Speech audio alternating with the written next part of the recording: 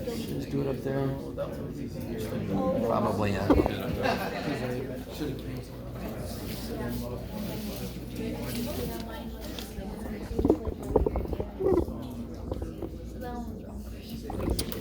All right.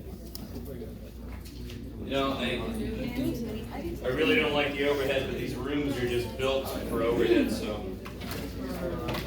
Okay, so two things. We'll do some example factoring. We'll do problem 34 finally.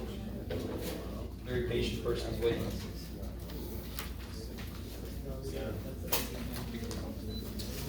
All right. Oh, have I? Number one.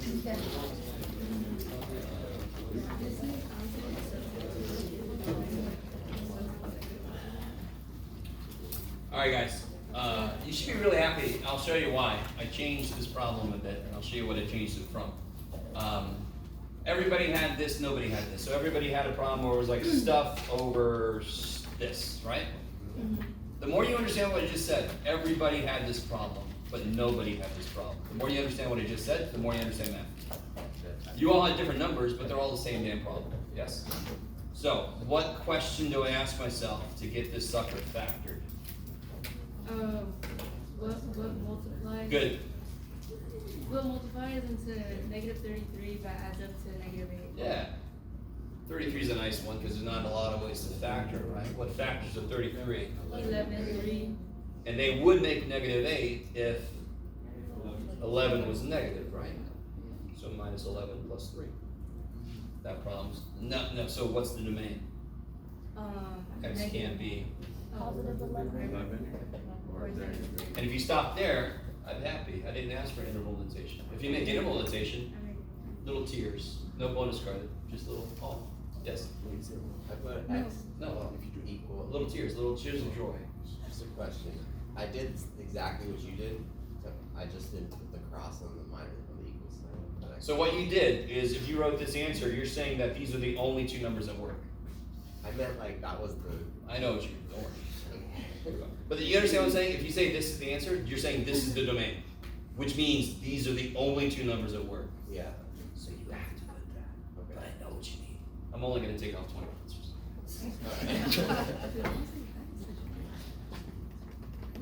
Yeah.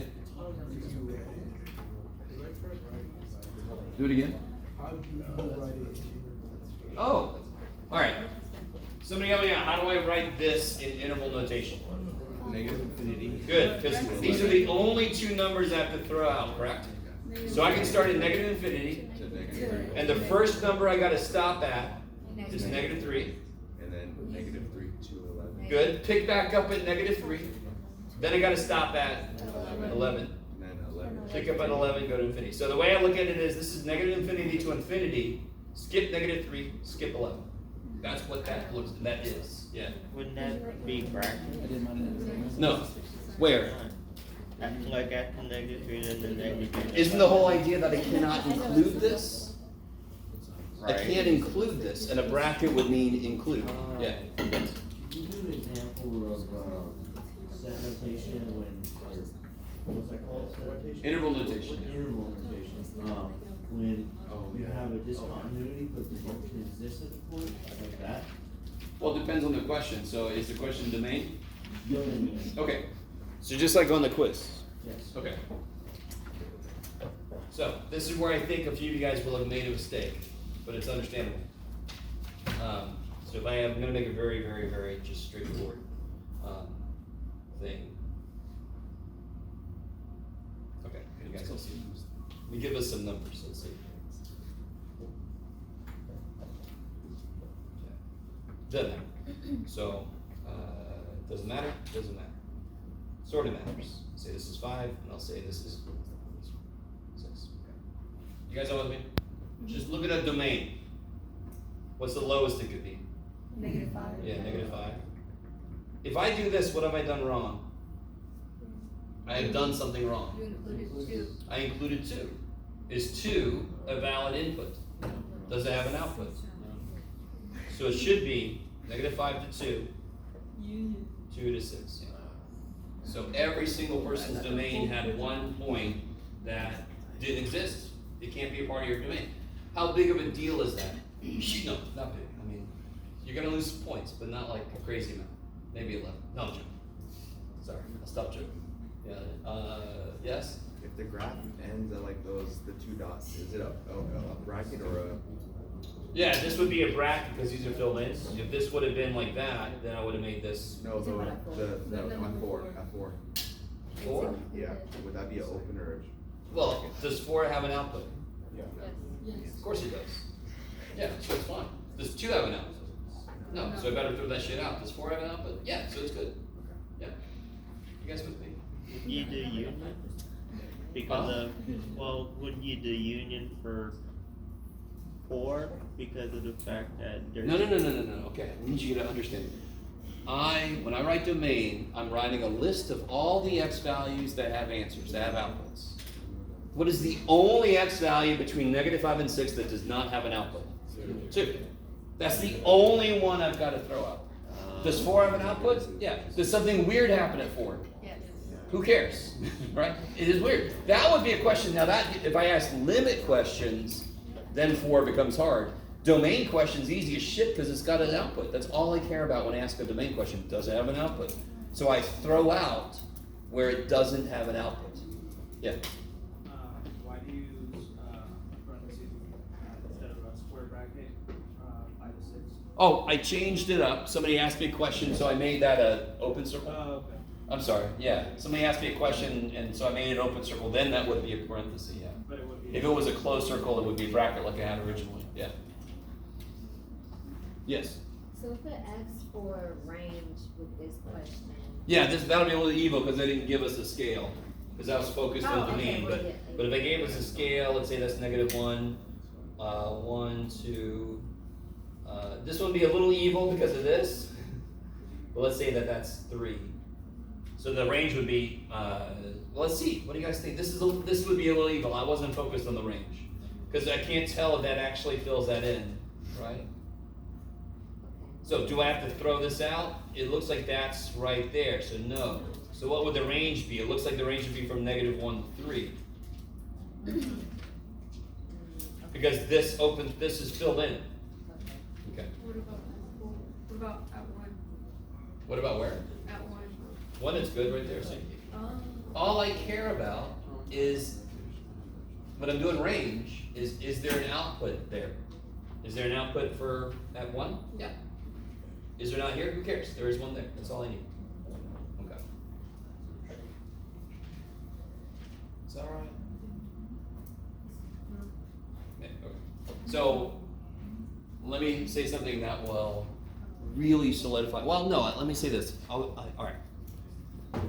I thought I was going to make more enemies, but maybe not. I was originally going to have a quiz tomorrow. And I've decided to make it Monday. Right? So we're going to have a quiz on Monday on section 2122 and 23. Since I'm pushing it to Monday, I'm going to make it 212223. You guys all with me? Mm-hmm. Okay.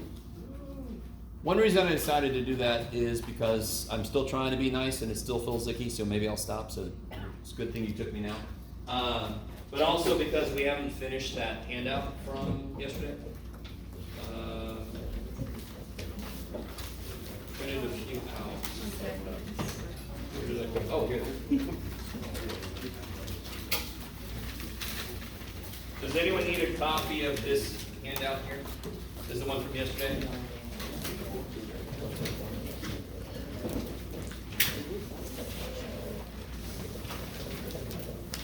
Who was it? Oh.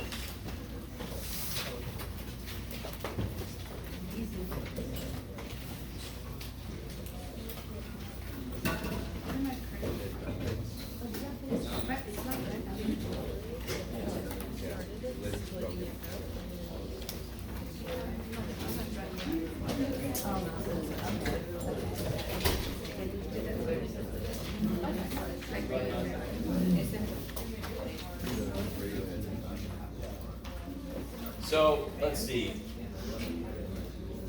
I do not know where I have put the one that I was using. Yes, so I think we stopped here. We haven't done this yet, right? Okay, yes. I have a question about like the test. So is like the test one, is that different from like those quizzes? Yeah. Okay. Yeah, the test is, let's try to say that. The test is a test, so. My quizzes, I try to make them very bare bones, very nuts and bolts, very to the point. Okay. That doesn't mean that my test is gonna be full of trick questions, but the test's gonna have some conceptual questions, it's gonna go a little deeper with the problems, you see what I mean? Quizzes are like little checkpoints. You should know at least this now, is what a quiz is saying to you, right? And if you don't, you got some time to get ready for the test. Yes? I know the syllabus that I'm getting the test for like 50-55%. Yeah. I think I did that, I can't remember. It's all the syllabus. Yeah. That's the shirt I need still, is read the syllabus. Okay. So we did this one yesterday, so the video is up, but unfortunately, if you've looked at the video, I don't know what happened, I'm sorry.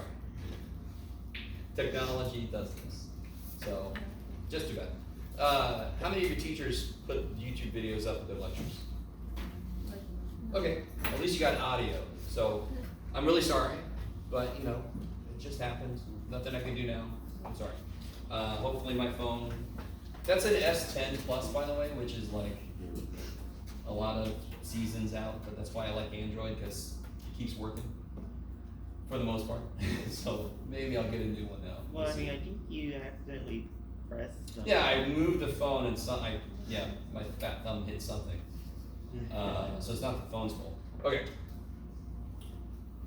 Now, we did this, let's talk about this. This is pretty much, I try to make it look like a couple of the homework problems this year.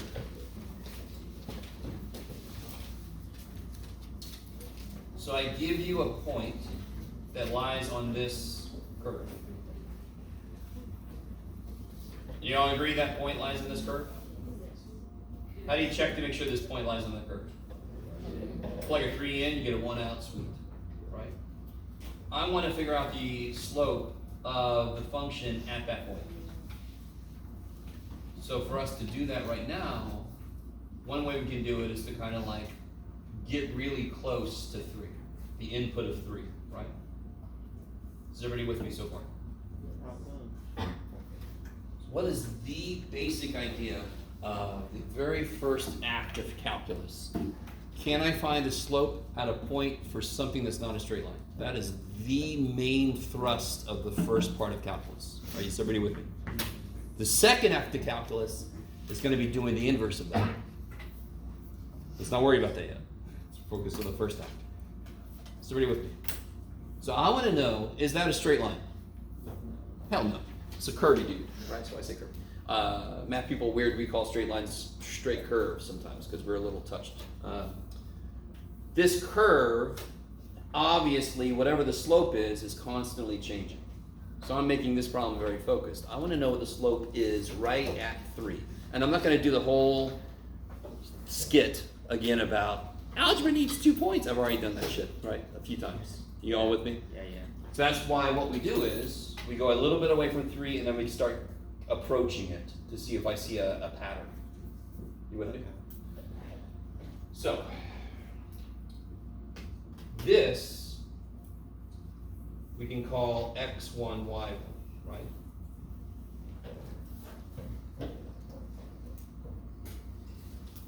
So all I'm going to do is try to figure out my slope. So one thing I could do for myself, and some of you guys have done some of the chapter 2 homework, and you did exactly this. Aren't I always going to have 3 as one of my inputs? Yes. So in the homework, you might have to plug it in to figure out what the output is. I already did that for you because, again, I'm trying to be nice, seeing what it feels like. So I already know my x1, y1. So how do I figure out the slope here? What am I missing on each of these problems? I know the input, I don't know the output. So what is f of 2.5? Can somebody figure that out for me? 1.3. Huh? 1.3 repeated. 0.3? I got a few. Getting all kinds of stuff. Well, just 4 over 3. Yes, so it's 1.3 repeating or 4/3. Let's go with 4/3. Because I don't want to write an infinite number of 3s. Let me stop for a minute. How would you put that on the calculator? 4 divided by 3. Okay. No. For the F of that. Oh, so this would be, f of 2.5 would be 2 divided by 2.5 minus 1, yes? So you can throw that in the old calculator. Oh, okay, now I see it. I was like. Watch this, guys. What is 2.5 minus 1?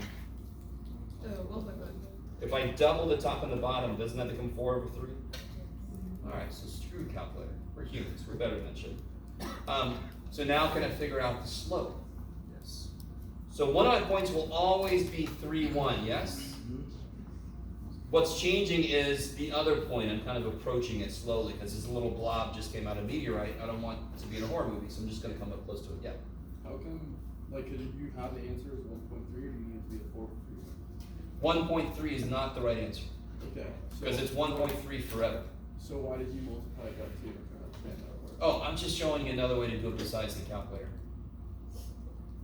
If I, So yeah, why did you pick 2? That's my question. because 2 makes 1.5 become a whole number. Okay. That's all, yeah. Okay. So now if I want to figure out the slope, it'd be y2, which is 4/3, is that cool? What's the slope in general? y2 minus y1 over x2 minus x1. Now I kind of arbitrarily, because you don't have to do this, I chose this to be x1, y1. You could have chosen this to be x2, y2, I don't give a shit. Our answers would be the same. So x2, what would I'm sorry, let me do it this way. Yeah, let's do the bottom first. What's x2? x1 is 3, yes? What's x2 for this part A? 2.5, I love it. I'm giving you what that x is. y1 is 1. What's y2? 4/3. Kick ass. And let me just show you in the calculator what you can do with that.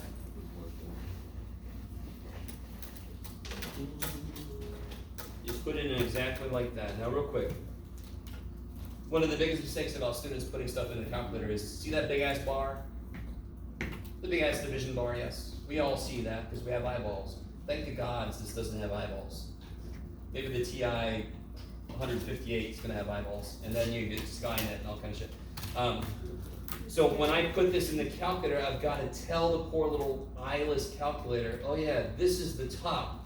I got to put parentheses around the top, divided by parentheses around the bottom. No, because it doesn't have eyeballs. Yes? You could also use it has a fraction bar built into it. Yeah, Oh, yeah, fraction alpha. bar. Cool. You press alpha. Alpha, X. y. I'm with you. You can do that too. I don't care.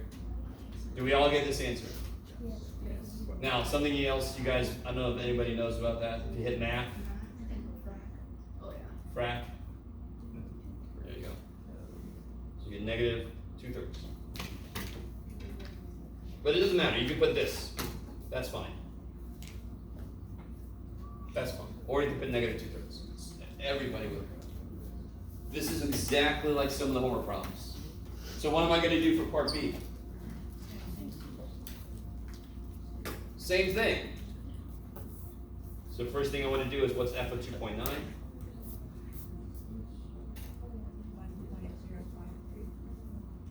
Neato.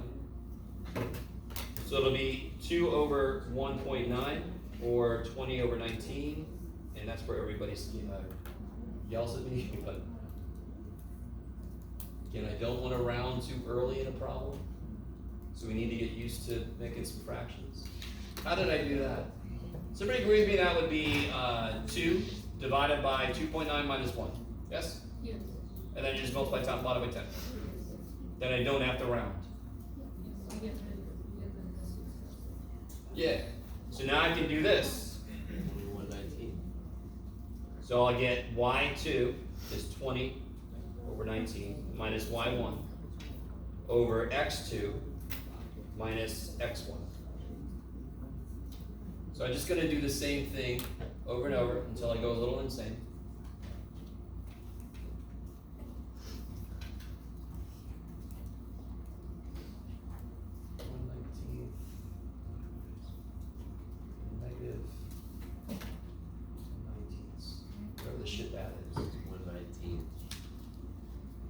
Yeah, the top is sure, divided by negative 0.1, so that makes it negative 10/19. 1/10. Yeah, negative 10/19. Yeah. And if you wanna make that a decimal, which I would highly recommend, you get negative 0.526. Would you accept that as your answer? So again, Would you accept that or answer a fraction or? yeah, in this case, at the end, it's good to have a decimal because I'm trying to see a pattern to see what this looks to be going towards, right? I see what you're saying. Okay. So, this is repetitive, I know. I really obviously I'm gonna do the same thing over and over because each time I'm trying to figure out exactly the same thing, yes? I'm trying to figure out the slope between the point I get with this input and the point that I'm interested in. Every single time, I'm gonna do the exact same thing. You guys alright? Okay. So then for this one, what's f of 2.99?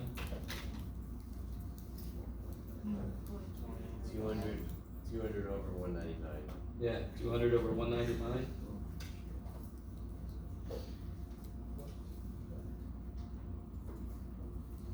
So then the slope would be 200 over 199 minus 1 over 2.99 minus 3.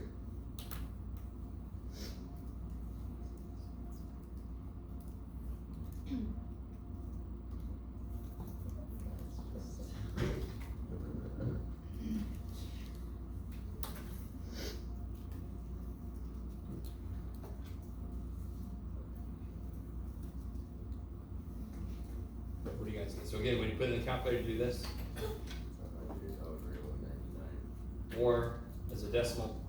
0.502. 100 over 199, right? Yeah, 100 over 190 negative, yeah, got it. Yeah, so does somebody already has a guess? Does somebody have a guess? Anybody else have a guess? What does it look like these are approaching? 0.5, it looks like it's approaching negative 0.5. Well, let's do one more. I know I'm stretching, don't worry about it. Yeah, don't worry about it. Let's do this one. Now real quick. Can anyone tell me the idea that I'm using? What is this? I'm approaching 3 from the left. I also want to check out if I approach 3 from the right, because if they don't agree, I've got problems. Plus, it just really makes sure that my guess about the pattern is correct. So let's do this one. So f of 3.01 would be 2 divided by 2.01, which is whatever the shit that is. Be 200 over 201. That's exciting.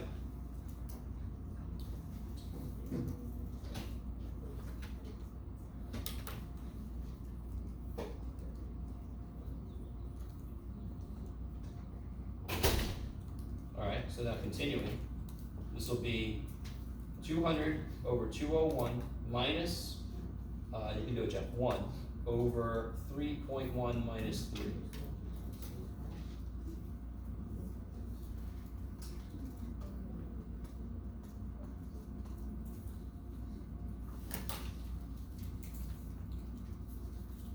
Oh wait, 3.01. Sorry.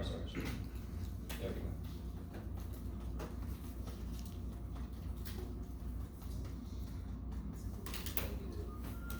You should get negative 0.49 something, I think. Yes? What do you get, negative 0.498? Do you see how, doesn't that verify our guess? So our guess would be the slope is negative 0.5 at x equal to 3. That's our guess. Yes? Say again? Why are you using 200? 200 here? Do you mean? What? Yeah. Sorry? Oh, so I'm sorry. I just did this real quick. So if I plug a 3.01 in, okay. So if I plug a 3.01 in here, this becomes 2 over 2.01, yes? If I multiply top and bottom by 100, I get nice whole numbers, yes? You That's don't all. have to do that though? No, you don't have to do that. I'm just trying to get you guys to understand you should not round in the middle of a problem. I do not sail, but can we all imagine if I'm in a boat and I'm off by 1 degree, 7 hours later, I am lost. I need help. So this is called error propagation. If you round early in a problem and then you do shit with that rounded number, it's gonna compound that error. And then at the end of the problem, you're gonna be way off from where you're supposed to be. Yes? Could we do this problem as like a limit problem? This is a proto-limit problem. This Okay. is like not even introducing limit notation. This is section 2.1. Okay. Yeah, right there. So this is before we even introduced fully the official limit definition yet. Yes? So you said the answer is m equals -0.5. What does And I that- just put at x equal 3 because that's what we're curious about, right? At x equal 3. Okay, Yeah. now we're gonna do the same thing for 1, right? For what now? Sorry. For 1. No. No. We just approach 3 from both sides to see what it looks like the outputs are doing. Yeah. Okay. Yeah.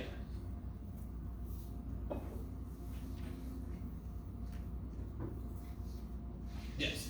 Can you explain, the final conclusion and Can you, explain the final conclusion of the n equals? So you can see if you follow the pattern, it looks like it's approaching -0.5, and when we did the other side, it kind of confirms to me that it looks like we're approaching -0.5.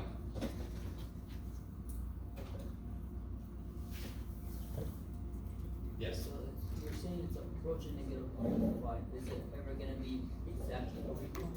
In section 2.1, you don't know that. We're making a guess. In chapter 2, we're going to develop a process, and we already basically have the limit as h goes to 0. Then I can tell exactly what the answer is. Yeah. But this is just us getting a feel for what it seems to be. Now, we'll tell you this, it is -0.5. But it could have been -0.49999999998, but we're making a good guess. That's all we're doing. You guys okay? There's not a lot of problems I assigned in 2.1 because they are sort of like this, which takes a little bit of time. And they all have the exact same freaking idea. Step towards the thing, see what the pattern is. Make a guess based on the pattern you see. You guys with me? That's what they all boil down to in section 2.1. Okay, maybe. This is the problem, I think, that you're all gonna sort of just eat like, or you should. So, go ahead, let me see. Yeah, let's see who remembers. Go ahead and work with people near you. You can turn around if you want to, work with people behind you. You can not work with other people if you're like, I don't trust these people.